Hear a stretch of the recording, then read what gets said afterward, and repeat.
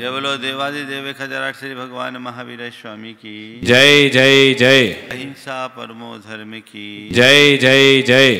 आचार्य गुरुवर श्री विद्यासागर जी महाराज जय जय जय। बोलिए परम पूज्य शंका समाधान प्रणेता पूज्य मुनि श्री प्रमाण सागर जी महामुनिराज की जय जय जय। बहुधा ये सवाल पूछा जाता है, नित्य प्रति सुनने पढ़ने और विचारने के बाद भी हमारी दुर्बलताएं हमसे दूर क्यों नहीं होती। हर मनुष्य के मन में अनेक प्रकार की दुर्बलताएं हैं और ये दुर्बलताएं ही हमारे जीवन की दुविधा का सबसे बड़ा कारण है। चार बातें हैं,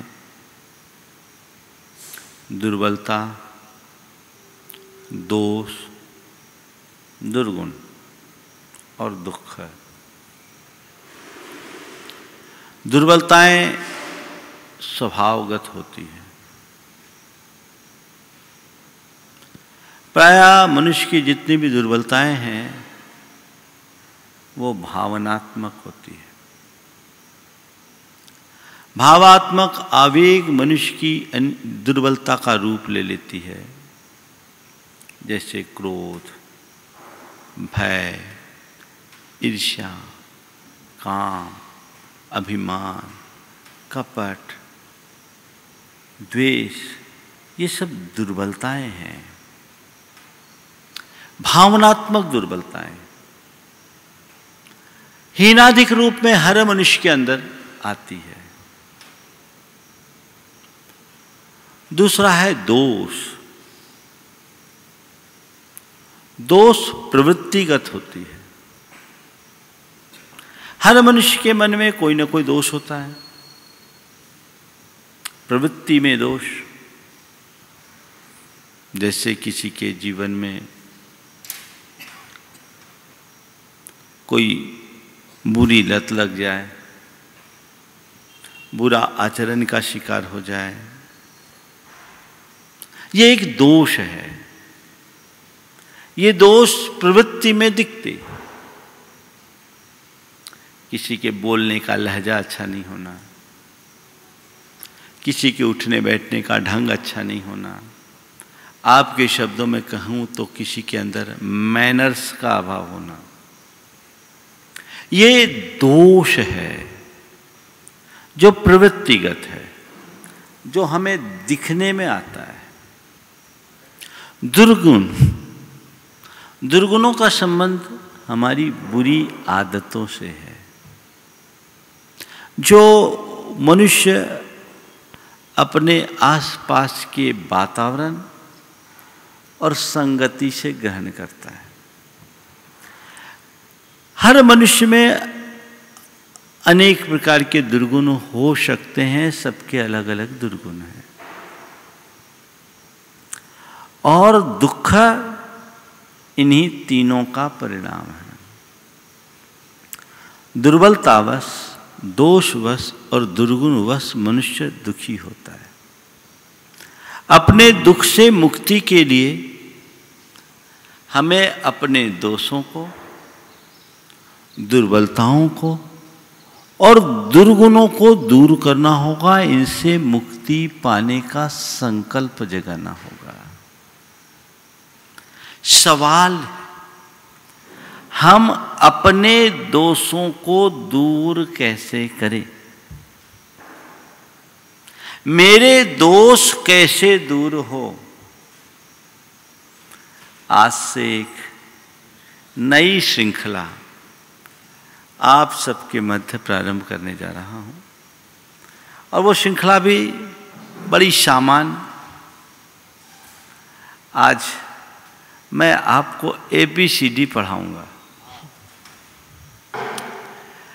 यद्यपि 3 वर्ष पूर्व उदयपुर में अल्फाबेट पर प्रवचन हुए। अब उसे ही एक नए संदर्भ में लेने का मन बनाकर आज आपके बीच उपस्थित हुआ। अपने दोषों का शमन हम कैसे करें और उसमें हम अल्फाबेट कैसी गढ़ें, आज शुरुआत करता हूं ए से। और ए कहता अवेयर। जीवन में अवेयरनेस आना चाहिए। अवेयरनेस मतलब सजगता, जागरूकता। मनुष्य को चाहिए कि वह अपनी प्रवृत्तियों के प्रति जागरूक हो, अपने जीवन के प्रति जागरूक हो, अपने भावों के प्रति जागरूक हो, अपने बर्ताव के प्रति जागरूक हो। अगर तुम्हारे मन में अवेयरनेस हो तो न तो दोष हावी होंगे, न दुर्बलता हावी होंगी, न दुर्गुण। फिर तुम दुख से भी बच जाओगे। जैसे अवेयरनेस हमें हमारे दोषों और दुर्बलताओं से कैसे बचाते हैं। सामान्यतया किसी व्यक्ति को अगर अमूमन क्रोध आता हो, किसी का क्रोधी स्वभाव हो, क्रोध जिनकी दुर्बलता हो, बात बेबात में जो गुस्सा करने वाला हो, कई लोग होते हैं ना एकदम नक चढ़े होते हैं। नक चढ़े होना मतलब नाक में गुस्सा, बात बात में गुस्सा होता है। ऐसे गुस्सैल व्यक्ति को भी आप देखो, अगर वो अपने बॉस के सामने हो और बॉस उसे डांट पिला रहा हो तो उस घड़ी वो व्यक्ति क्या गुस्सा करता है? क्यों नहीं करता? उसके मन में गुस्सा क्यों नहीं आया?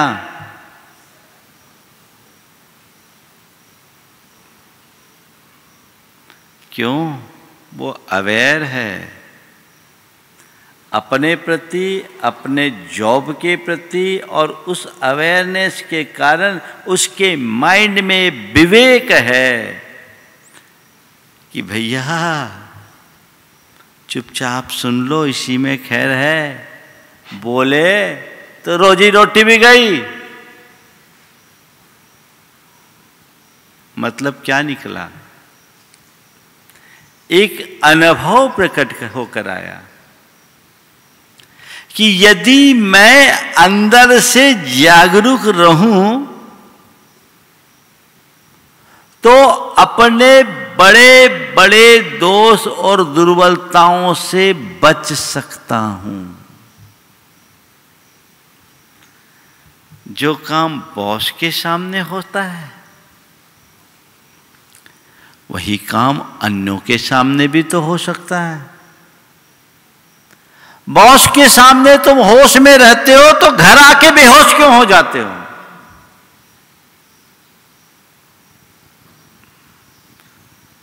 इसकी एक ही वजह है, दफ्तर में आप अपने प्रति अवेयर हो और घर आने के बाद आप सो जाते हो, लापरवाह बन जाते हो। दफ्तर में तुम्हारे आंखों के सामने तुम्हारा हित दिखता है, घर में आने के बाद तुम उस हित को भूल जाते हो। यदि हर स्थिति में मनुष्य अपने हितों का ख्याल रखे तो कोई भी दोष और दुर्बलता उस पर हावी नहीं हो सकते। वो उनको बड़ी आसानी से नियंत्रित कर सकता है। तो कोई भी दोष हो, दोषों के प्रति हमें सजग रहना बहुत जरूरी है। सजगता होनी चाहिए कि इस दोष को, ये मेरा दोष है, ये मेरी दुर्बलता है, ये मेरे जीवन को बाधित करने वाले हैं, इससे मेरा हित खंडित होने वाला है, मुझे इसे पनपने नहीं देना है, ये अंदर की समझ होनी चाहिए। तब आप उसको नियंत्रित कर पाएंगे। बुराइयों को कोई भी अच्छा नहीं मानता, पर बुराइयों से बचना कोई नहीं चाहता। अगर तुम्हें लगता है कि बुराइयां अच्छी नहीं है तो बुराइयों से बचो, और बचने के लिए अवेयरनेस चाहिए। अगर तुम्हारे मन में अवेयरनेस है तभी तुम बुराइयों से बच पाओगे, अन्यथा नहीं। थोड़ा विचार करो, कैसे लोगों की एक्सेप्टेंस होती है। जिनमें अच्छाइयाँ होती उनकी, या जिनमें बुराइयाँ भरी होती उनकी? हाँ, जिनमें अच्छाइयाँ होती। अपनी एक्सेप्टेंस को बनाए रखना चाहते हो तो अवेयरनेस रखो।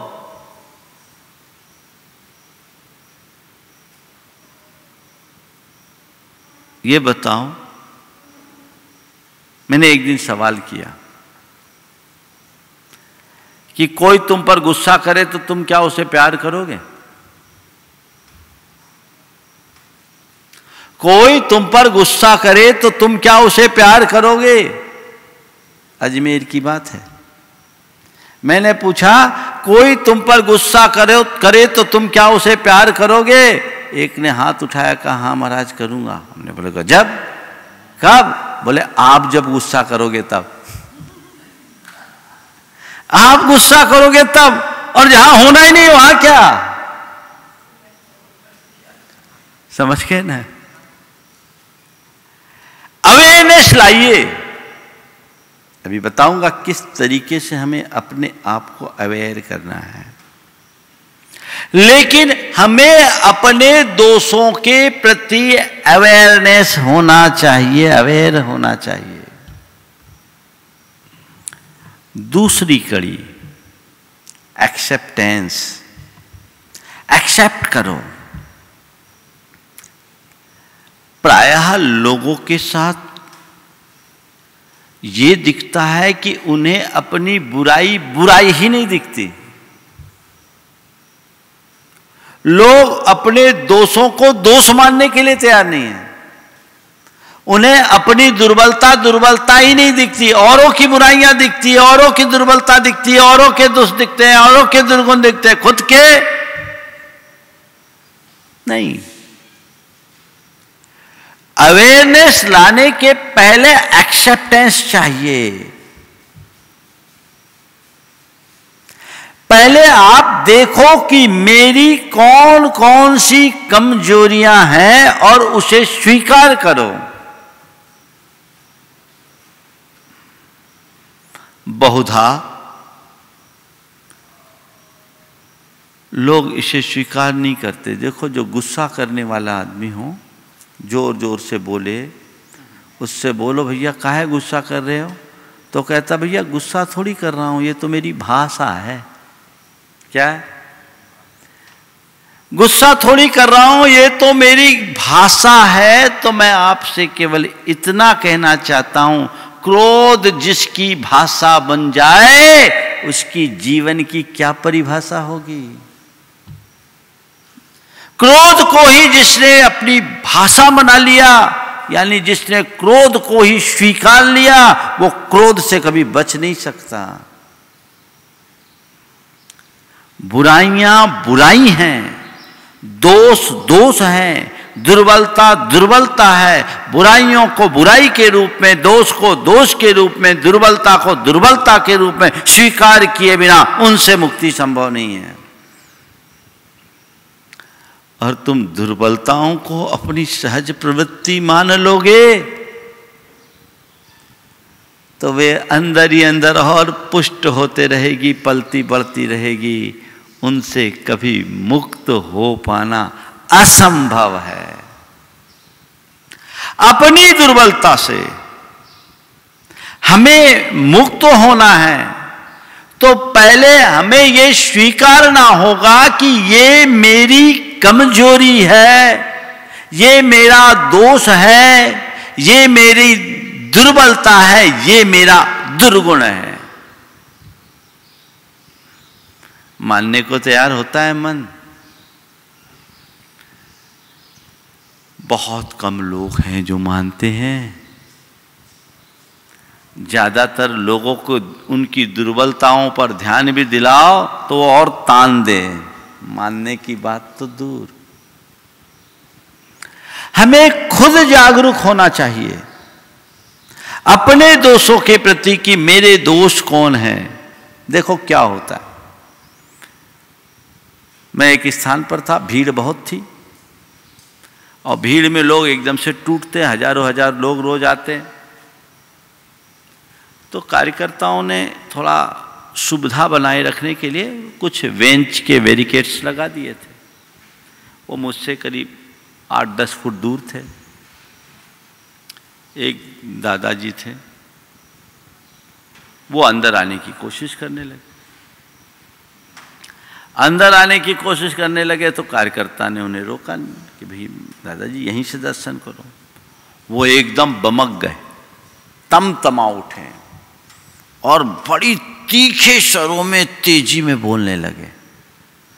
मैंने प्यार से मुस्कुराते हुए कहा, दादाजी इतनी जोर से क्यों बोल रहे हो, हम तो पास हैं, धीरे से भी सुन लेंगे। ने कहा महाराज हम तो निवेदन कर रहे हैं। क्या कह रहे हैं? हम तो निवेदन कर रहे हैं। तो हमने कहा भैया तुम्हारे निवेदन का ये तेवर है तो गुस्से का क्या तेवर होगा। अब बोलो। वो अपने क्रोध को भी निवेदन मान रहा है। ऐसे व्यक्ति के जीवन में कतई सुधार नहीं हो सकता।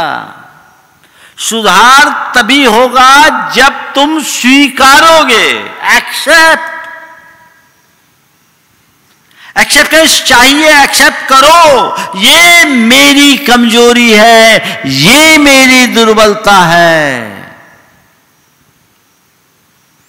अब एक्सेप्ट करके क्या करो, मुझ में बहुत बुराई है।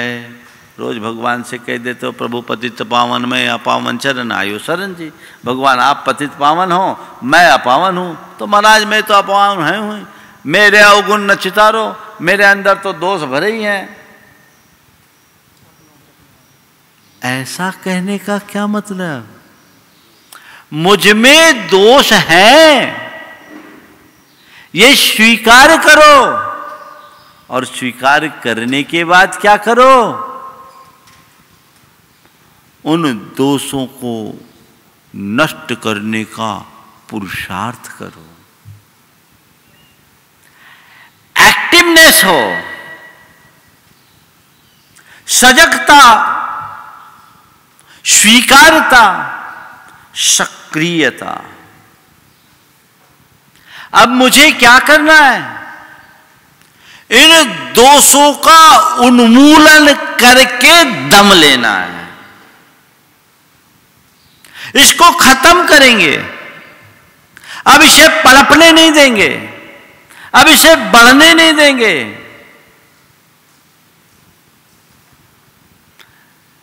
हर व्यक्ति के जीवन में एक्टिवनेस रहती है,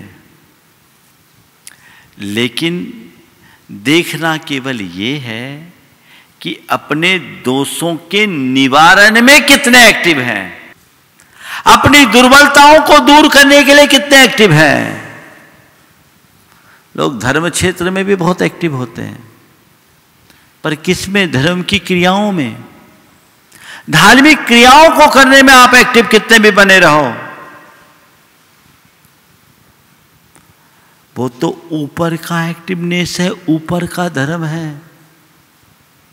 वास्तविक धर्म क्रिया में नहीं, विचारों में, भावों में।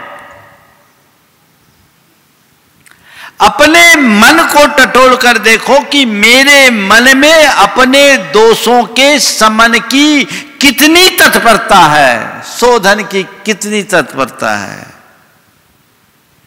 मैं उसके लिए कितना जागरूक हूं और कितना एक्टिव हूं। यदि ऐसा होगा तब हम अपने जीवन को निखार पाएंगे। लेकिन ज्यादातर लोग इधर कम एक्टिव होते हैं। कदाचित प्रवृत्तिगत परिवर्तन कर ले। कल तक मंदिर नहीं जाते थे, आज मंदिर जाना शुरू कर दिए। कल तक पूजा नहीं करते थे, आज पूजा करना शुरू कर दिए। कल तक रात में भोजन करते थे, आज से रात्रि भोजन त्याग दिया। कल तक कोई व्यसन करते थे, आज व्यसन छोड़ दिया। अच्छी बात है, कुछ बुराइयां छूटी, लेकिन ये सारी बुराइयां प्रवृत्तिगत है। कल तक मैं जितना क्रोध करता था, आज मैंने उसे कम करने के लिए कुछ किया। कल तक मेरे मन में जितना अभिमान था, आज वो घटा कि नहीं घटा। कई बार तो मुझे देखने में ये आता है कि अभिमानी व्यक्ति जब धर्म करता है ना, तो उसे अपने धर्म का भी अभिमान आ जाता है। मैं धर्मी हूं। अरे बाबा, धर्मी हो बहुत अच्छी बात है, पर धर्म का अभिमान कहाँ का धर्म है? अभिमान तो सबसे बड़ा अधर्म है। धर्मी बनो, धर्म को जियो, सजिंदगी से जियो, धर्म का रस लो, आनंद लो। लेकिन अभिमान तो मत करो। ध्यान रखना, धर्म का अभिमान करने की जगह अभिमान को मिटाना अपना धर्म समझो। धर्म का अभिमान मत करो, अभिमान को मिटाना ही असली धर्म है, ये समझो। असल धर्म करो। सच्चा धर्माचरण अपने दोष, दुर्बलताओं और दुर्गुणों को दूर करना है। ये धर्माचरण ही नहीं, यही साधना है। तो उसके लिए मुझे एक्टिव होना पड़ेगा। मैं और बातों के लिए जितना एक्टिव हूं, मुझे अपने भीतर के सुधार के लिए भी एक्टिव होना होगा। थोड़ा देखो, पेंसिल से लिखते समय कुछ गलत लिख जाता है, तो उससे मिटाने के लिए क्या करना पड़ता है? रबर इरेजर से घिसना पड़ता है। एक बार घिसने से हो जाता है क्या? क्या करते आप?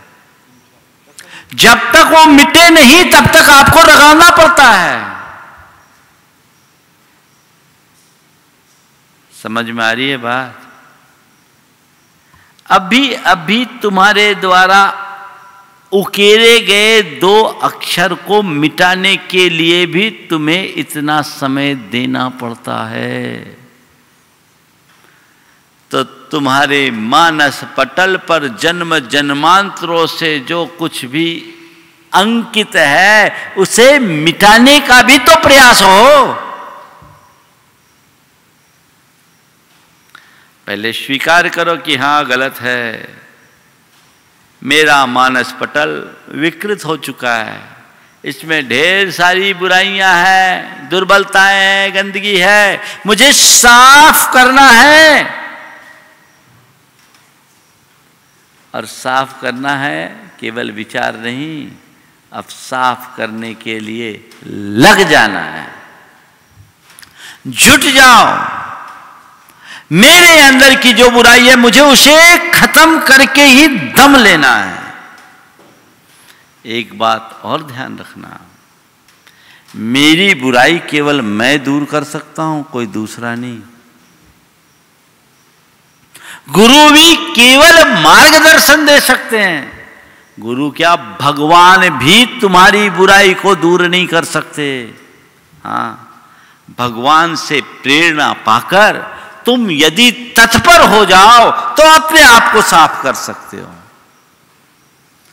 तो अंततः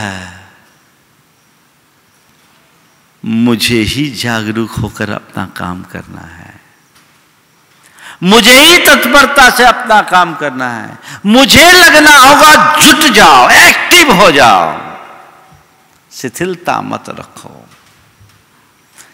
हमारे तीर्थंकर भगवंतों ने हम सबके लिए एक बड़ा अच्छा शब्द दिया। उन्होंने कहा, सतत अप्रमत्त रहो। अप्रमत्त रहो का मतलब अवेयर रहो, जागरूक रहो। अप्रमत्त, हर पल अप्रमत्त रहने की कोशिश करो, जागरूक रहो। कहीं कुछ भी दिखे, पल में उसे समाप्त करो। थोड़ी सी अजागरूकता तुम्हें बड़ा नुकसान पहुंचा सकती है। अवेयर रहने के बाद एक्सेप्ट करो, कहीं कुछ कमी दिख रही है तो हाँ ये कमी है, मुझे इसे दूर करना ही है। एक बहुत बड़े आर्टिस्ट मैंने देखा, वो बहुत अच्छी अच्छी डिजाइन ड्राइंग बनाते हैं। तो ड्राइंग बनने के बाद कोई भी कमी दिख जाए तो जब तक उसे दूर ना करे दम ना ले। एक बार एक बहुत अच्छी डिजाइन थी, बहुत आकर्षक थी, उसमें एक हल्की सी कमी थी और वो इग्नोरेबल थी, नजरअंदाज करने लायक थी। बस मेरे मुंह से निकल गया कि ये चीज थोड़ी सी लग रही है, ऐसे इसे नजरअंदाज किया जा सकता है। उन्होंने कहा, गुरुदेव अब जब तक इसको ठीक नहीं करेंगे तब तक काम नहीं होगा, मुझे दोबारा से मेहनत करनी पड़ेगी, पर मैं 100 में 100 नंबर लाना चाहता हूं। मैं नहीं चाहता कि मेरी किसी डिजाइन में कोई कमी रहे। उन्होंने फिर से मेहनत किया। मुझे लगा भी कि इस व्यक्ति को इतना परिश्रम करना पड़ेगा, लेकिन परफेक्टनेस लाने के लिए मनुष्य को परिश्रम तो करना ही पड़ता है। फिर जो चीज उभर के आई वो देख करके लगा वाह। तो जैसे एक चित्र के लिए आप लोग तत्पर रहते हैं, अपने चरित्र के लिए भी तत्पर होइए। चित्त के लिए तैयार है, चित्त के लिए देखो, चित्त का शोधन करने के लिए तत्परता।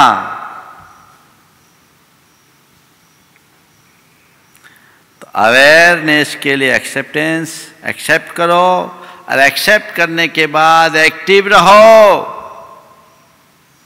और चौथी बात, एक्टिव होने के बाद एनालाइज करो, उसका एनालिसिस करो, विश्लेषण करके देखो कि मुझ में कितना सुधार हुआ।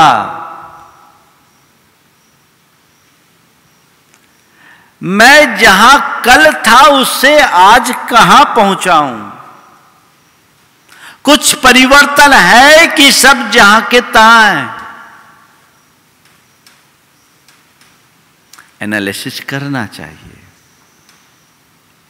देखें, अपना अंतर विश्लेषण करें। जैसे किसी को बुखार आता है, 103-4 डिग्री का बुखार हो, बेचैन हो जाते, बुखार नापते ही अरे भैया तुरंत फीवर डाउन करो, इंजेक्शन लगाओ, ड्रिप लगाओ या फिर पट्टियां लगाओ, किसी तरीके से बुखार को डाउन करना है।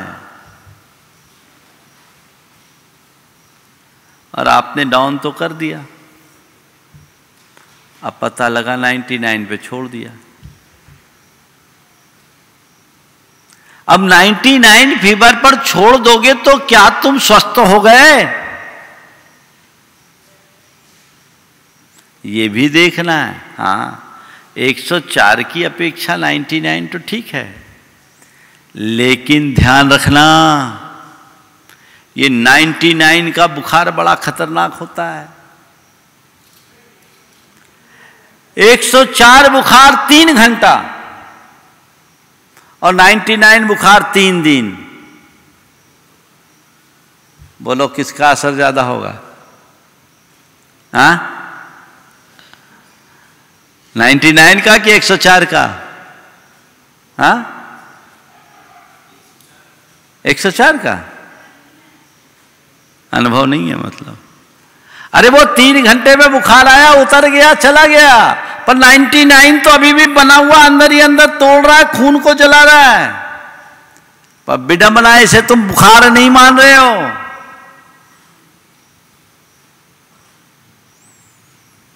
ज्यादातर लोग अपने प्रबल आवेग को तो टाल देते हैं, अवॉइड करते हैं, लेकिन जो स्वभावगत दुर्बलताएं बनी हैं उन्हें पुष्ट करते रहते हैं।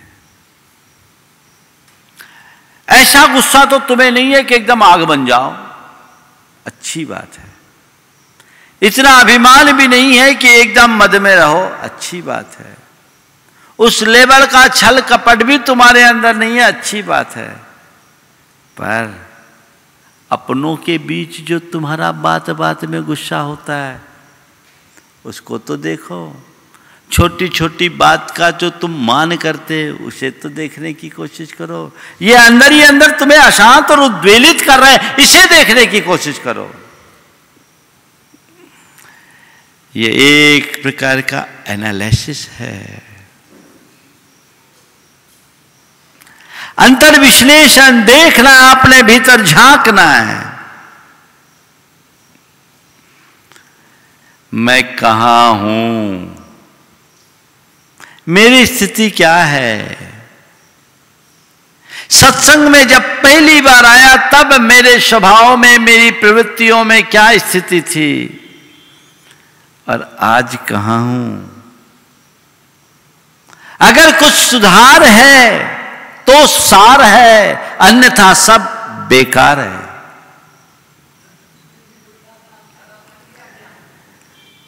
सुधार है तो सार है, अन्यथा सब बेकार है। तो वो मुझे देखना है, कितना इंप्रूवमेंट है, ऊपर चढ़ रहे हैं कि नीचे आ रहे हैं। अगर चढ़ रहे हैं तो तुम्हारी जय जयकार है, और उतर रहे हो तो हाहाकार है, तुम्हें धिक्कार है।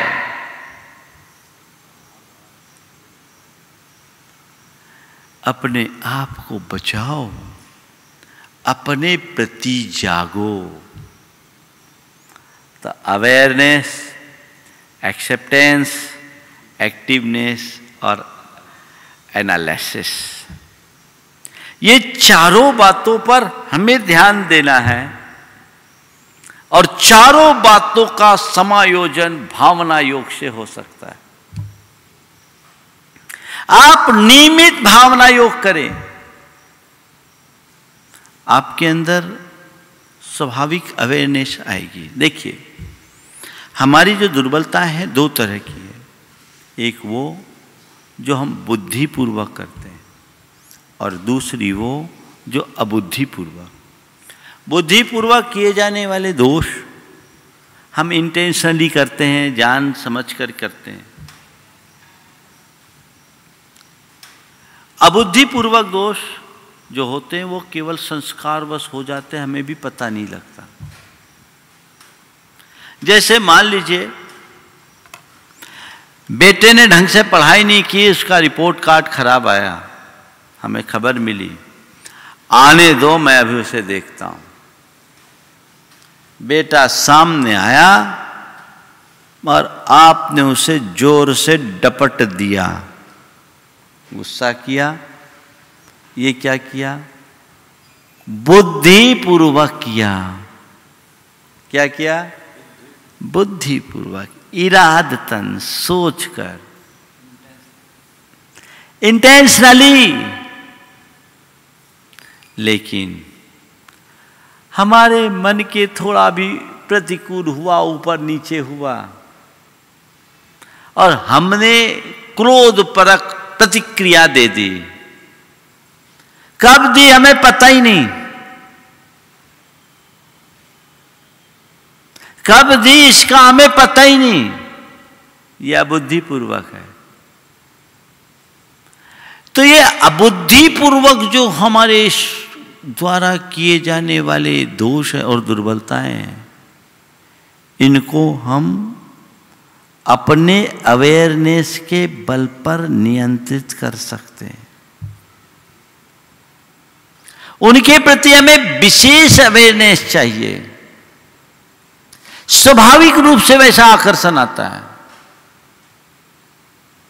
बिना निमित्त के आ जाता है। वो हमारे जन्म जन्मांतरों के संस्कारों का कुफल है। मनोविज्ञान की भाषा में कहूं तो हमारे सबकॉन्शियस माइंड में जो संस्कार जमे हुए हैं, वे संस्कार ही बार बार उभरते हैं और हमारी गाड़ी को पटरी से नीचे उतार देते हैं। इनको जीतने के लिए भावना योग कीजिए। अपने अंदर कुछ ऐसी बातों को फीड कीजिए, बार बार बार बार दोहराइए। इससे अबुद्धिपूर्वक जो दोष होते हैं उनमें अवेयरनेस आएंगी, और जो बुद्धिपूर्वक करते हैं उनमें भी आप अवेयर होगे और फिर एनालिसिस करने में समर्थ हो सकोगे। कुछ मत कीजिए, 4 सूत्र याद कीजिए। 4 सूत्रों को हमेशा याद रखिए, इसे दोहराइए, दिन भर दोहराइए। भगवान के नाम की माला की भांति जपिए। कदाचित भगवान का नाम न जप पाओ तो कोई चिंता नहीं, जो मैं बता रहा हूं उसको जपना शुरू कर दो। देखो जीवन में कितना सुधार होता है। बता दूं, मुझे सहज रहना है, मुझे सहज रहना है, मुझे सहज रहना है, मुझे सहज रहना है, मुझे सहज रहना है। पहला सूत्र, मुझे सहज रहना है, मुझे सहज रहना है, मुझे सहज रहना है, मुझे सहज रहना है। ये बोध अगर तुम्हारे मन में आया, जब भी कोई असहजता का निमित्त आया, तुम्हारे अंदर ये शब्द उभरेंगे, मुझे सहज रहना है, मुझे सहज रहना है। ये शब्द तुम्हारी चेतना को अवेयर करेंगे। अरे नहीं नहीं नहीं, असहज नहीं होना, मुझे सहज रहना है। फिर मुझे शांत रहना है, मुझे शांत रहना है, मुझे शांत रहना है, मुझे शांत रहना है। ये एक वाक्य जैसे उफनते हुए दूध में पानी के 2 बूंद का छींटा डालते हैं, सारा उफान शांत हो जाता है। ऐसे यदि तुम्हारे अंदर ऐसे संस्कार जग गए, मुझे शांत रहना है, मुझे शांत रहना है, मुझे शांत रहना है, मुझे शांत रहना है। कैसा भी उफान हो, कैसा भी उबाल हो, पल में शांत हो जाएगा। पर यह काम तुम्हें तब करना होगा जब शांत हो।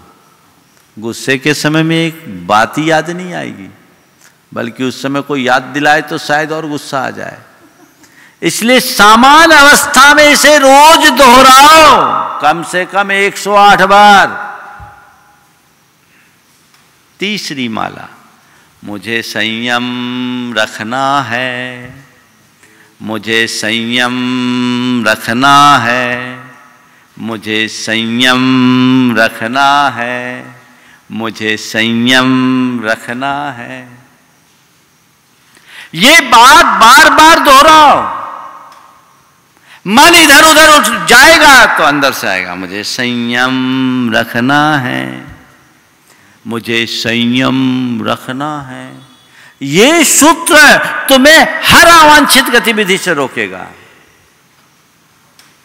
कोई भी गलत कार्य, कोई भी अकार्य तुम्हारे द्वारा नहीं हो सकेगा। अभ्यास कीजिए। बहुत लोगों ने इस अभ्यास के बल पर अपने जीवन में बड़ा रूपांतरण घटित किया है। आप भी कर सकते हो, कीजिए। और चौथा सूत्र, मुझे सकारात्मक रहना है, मुझे सकारात्मक रहना है, मुझे सकारात्मक रहना है, मुझे सकारात्मक रहना है। कुछ नहीं कर पाओ, तुम 1 पौन घंटा का भावना योग नहीं कर पाओ, तो ये 4 बातें रोज दोहराओ। 10 मिनट तो दो। मुझे शांत रहना है, मुझे सहज रहना है, मुझको शांत रहना है, मुझे सहज रहना है, मुझको शांत रहना है, मुझे सहज रहना है, मुझको शांत रहना है, मुझे संयम रखना है, मुझे शांत रहना है, मुझे संयम रखना है, मुझे सकारात्मक रहना है, मुझे सकारात्मक रहना है, मुझे सकारात्मक रहना है। इसे अपना ध्येय बनाओ, इसे अपनी धुन बनाओ, तो देखो जीवन में कैसी चमक प्रकट होती है। एक अलग आनंद की अनुभूति होगी। कोई बड़ा काम तो नहीं है ना इसमें। 4 मंत्र है आज के। मुझे सहज रहना है, मुझे शांत रहना है, मुझे संयम रखना है, मुझे सकारात्मक रहना है। ये 4 ही बहुत हैं। इन 4 से जीवन में 4 चांद लगेंगे, बशर्ते जब खाली बैठो इसे गुनो धुनो। मैं हमेशा कहता हूं मोबाइल की रिंगटोन बना लो, है ना, उसके वॉलपेपर में लिख लो, घर के दरवाजे की चौखट पर लिख दो, अपनी टेबल पर रख दो, लिख दो, अपनी गाड़ी में लिख दो, अपने दफ्तर में रख दो, अपने शयन कक्ष में लिख लो। जहां दृष्टि जाए वहीं ये लिखो। चलते फिरते, उठते बैठते, खाते पीते, सोते जागते, बस यही धुन। राम धुन तो तुम खुद का खूब करते हो, पर ये धुन करो तो तुम्हारी राम कहानी बदल जाएगी, जीवन बदल जाएगा। ऐसा बदलाव सभी के जीवन में आना चाहिए। ये भावना आप सबके अंदर जागृत हो तो अल्फाबेट के माध्यम से आज पहली बात अवेयरनेस की है। हर दिन आपको अवेयर करने की कोशिश करेंगे। शब्द दूसरे होंगे, लक्ष्य तो अवेयर करने का है, अवेयर होने का है। जो एक बार अवेयर हो गया और जिसके अंदर एक बार जो अवेक हो गया, अवेकन हो गया, उसका तो बेड़ा पार हो गया। अभी तक हम अजागरूक रहे, सोते रहें। हमें अपना मोड बदलना है। स्लीपिंग मोड में रहना ठीक नहीं है, हमें एक्टिव मोड में रहना है। समझ गए ना? हमने सुना है आप लोगों के जो गैजेट्स होते हैं, कंप्यूटर होते हैं, उसमें स्लीप मोड भी आता है और एक्टिव मोड भी होता है। तो बस कुछ नहीं करना है, स्लीप मोड से एक्टिव मोड में आना है और उससे जीवन में बदलाव आएगा। भावना योग का ये शुरू आप प्रयोग में लीजिए। हालांकि जो भावना योग का पूरा कंपोजिशन है उसमें सब चीज़ें समाहित है। जो लोग कर रहे हैं वे अपने जीवन की अनुभूतियाँ बार बार बताते हैं, उनमें बड़ा बदलाव है। आप भी अपने भीतर ऐसा बदलाव घटित करके जीवन को ऊंचा उठा सकते हैं। सभी का जीवन ऊंचा उठे। जय बोलो परम पूज्य आचार्य गुरुवर श्री विद्या